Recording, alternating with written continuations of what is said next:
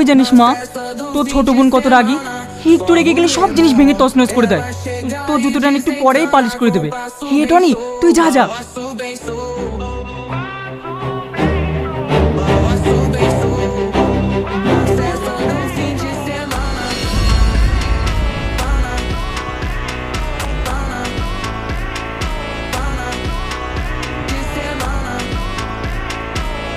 বলো ম্যাম সাহেব, কি করতে হবে?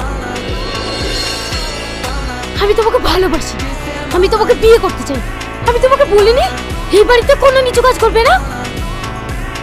কি করব বলো? দিদি হুকুম করলে আমি না করতে পারবো? ওরও দেখছে মনুষ্যত্ব বোধ হারিয়ে গেছে।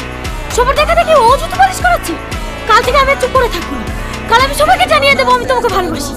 তাহলে আর তোমাকে দিয়ে কেউ নিচু কাজ করানোর সাহস করবে না। না না, তোমার কাছে হাত জোড় করে বলছি, দয়া করে তুমি এইসব কথাগুলি বলো না।